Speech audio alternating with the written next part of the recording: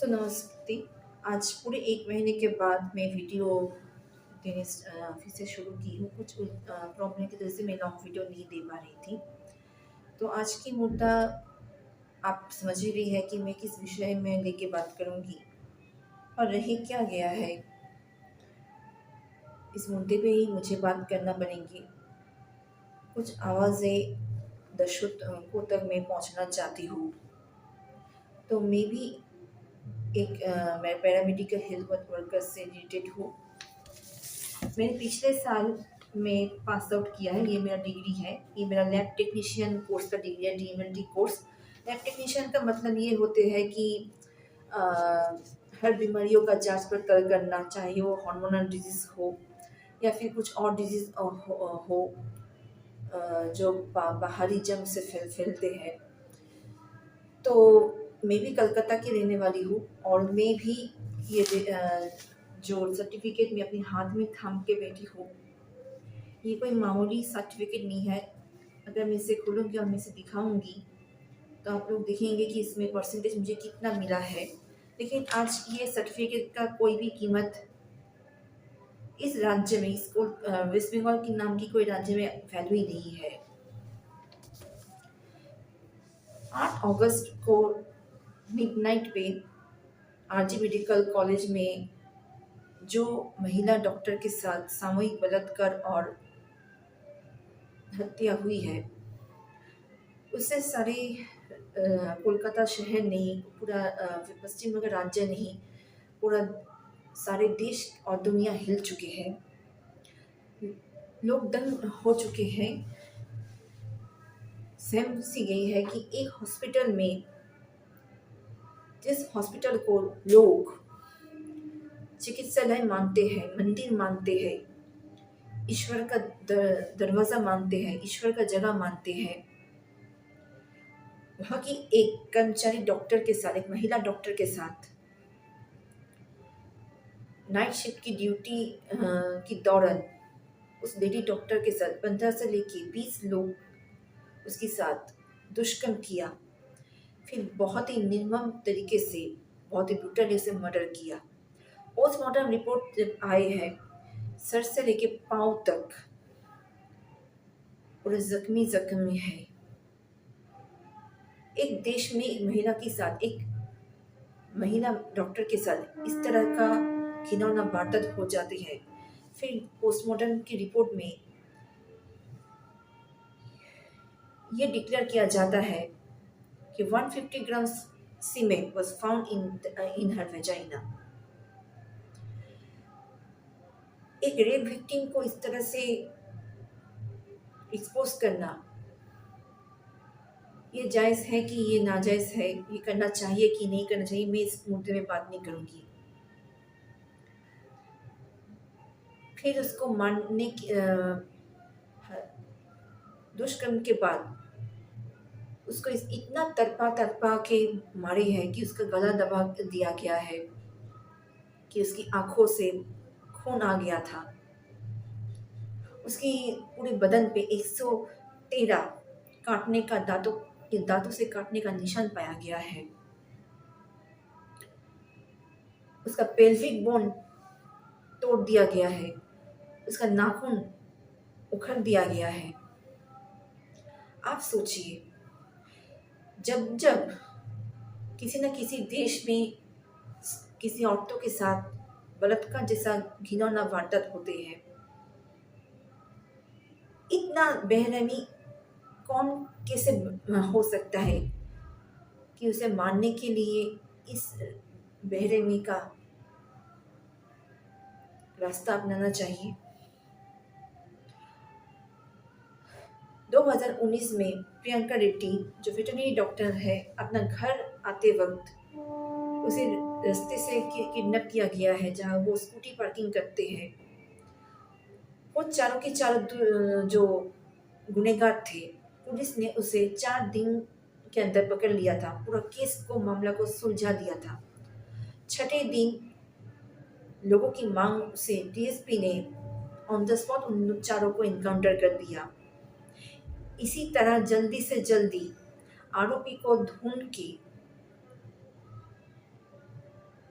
जो विक्टिम है उसे इंसाफ दिलाना। और हम मांग करते हैं हर बलात्कारियों को इस तरह से मार मार के rarest of the rare punishment का रूल्स लॉ लागू होना चाहिए। लेकिन हमारे राज्य वेस्ट बंगाल में मुद्दे को लंबा चौड़ा खींचने के सिवा और क्या कर सकते हैं। यहाँ पे आरोपियों का सबूत मिटाने के सिवा और क्या हो सकता है। एक हॉस्पिटल में एक महिला के साथ ड्यूटी आवर्स के दौरान इतना भीड़ इलाके में, इतना भीड़ जगह में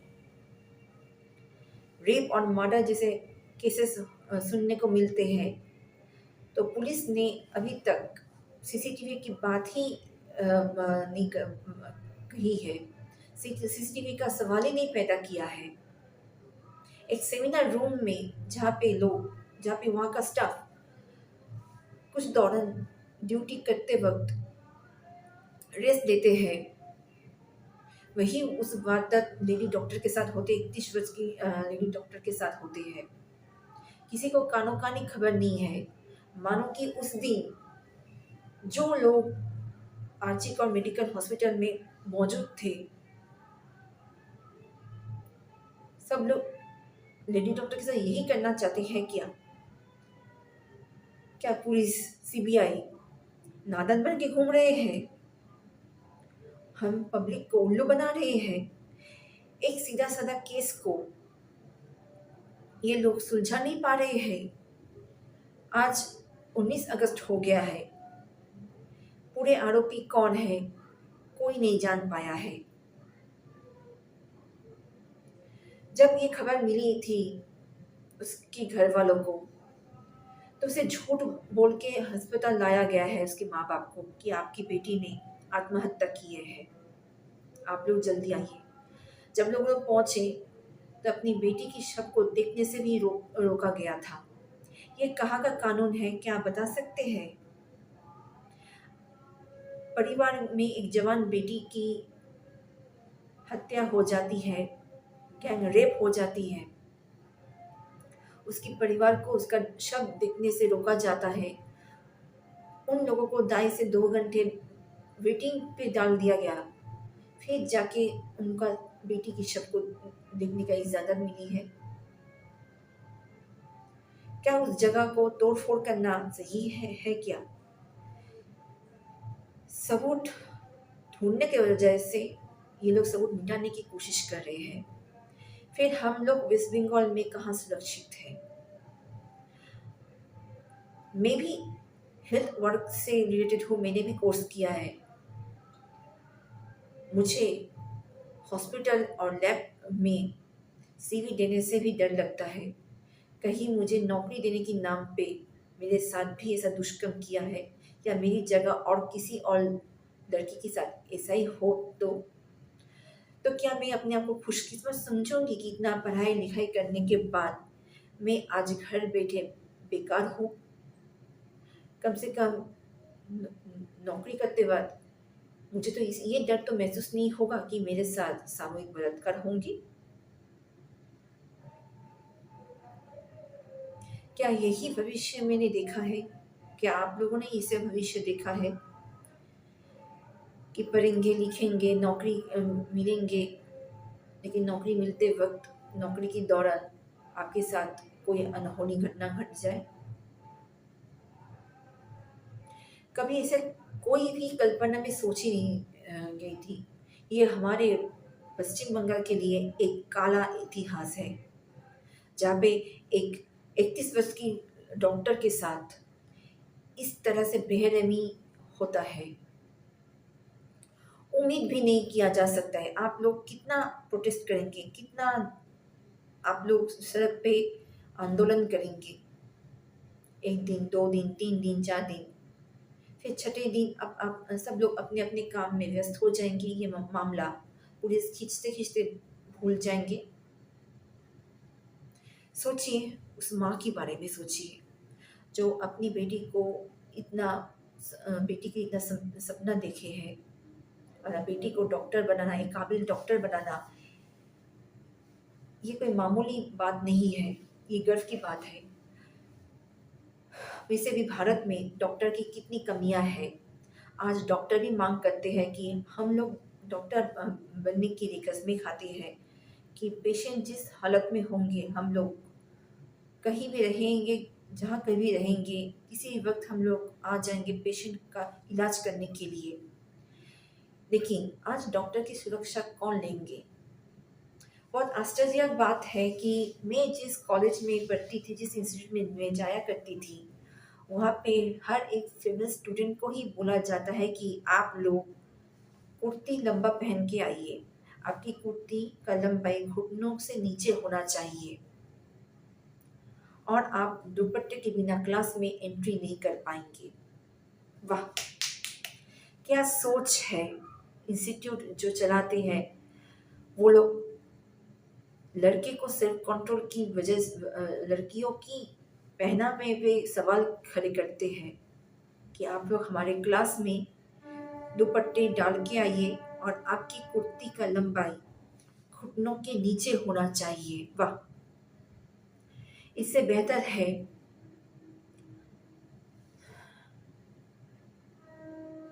बचपन से आप बेटे की माँ बाप से मैं गुजारिश करती हूँ कि अपने बेटे को अच्छा परवरिश दीजिए, अच्छा संस्कार दीजिए।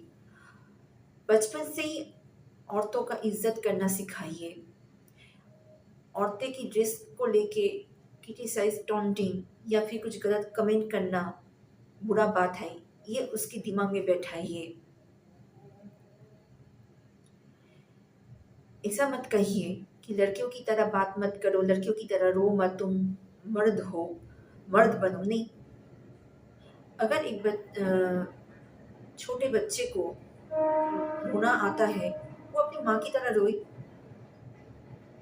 अगर वो अपनी माँ की तरीको अपनाना चाहते हैं तो अपनाए।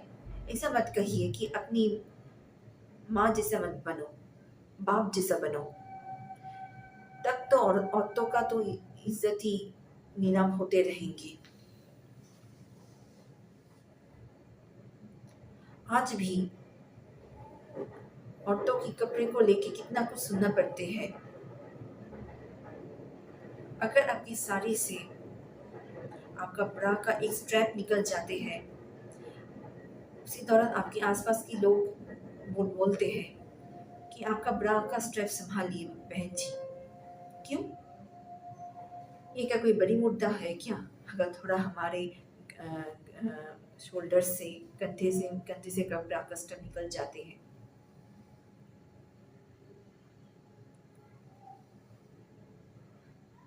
तो हमेशा औरतों को ही सुनना पड़ता है, औरतों क्यों भूखना क्यों पड़ता है?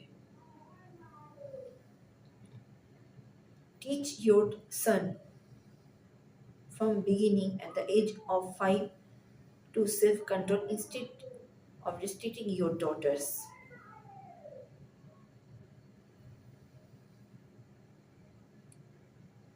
इसका कोई भाषा नहीं है, इसका कोई जवाब नहीं है।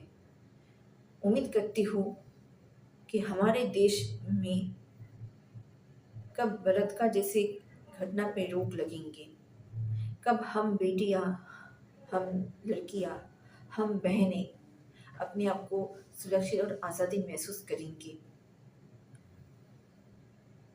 हम 4 लोगों के बीच सुरक्षित महसूस करेंगे और वो चार लोग हमसे अच्छे से व्यवहार करें, ना कि हमारी तरफ गंदी निगाहें डाल के बैठे रहे। आजकल रील्स में, फेसबुक में, इंस्टाग्राम में बहुत सारी औरतें कमाने के चक्कर में कितना कुछ पहनते हैं। मुझे उससे कोई आपत्ति नहीं है। मुझे लड़कियों की बिकिनी पहन के रील्स बनाने में कोई आपत्ति नहीं है।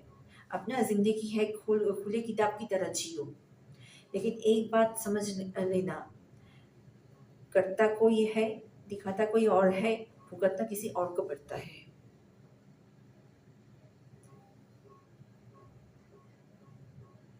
तो आज की वीडियो में यही तक ख़त्म करना चाहूँगी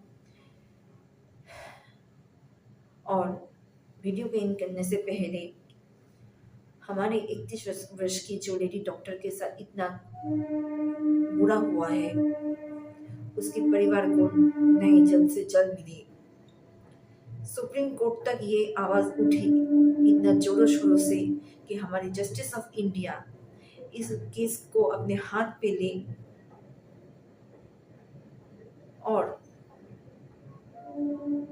सत्य की राह पे चलते हुए दोषी को जैसे जल्द से जल्द फांसी तक पहुंचाए। तब तक के लिए मैं अलविदा चाहती हूँ। नमस्ते।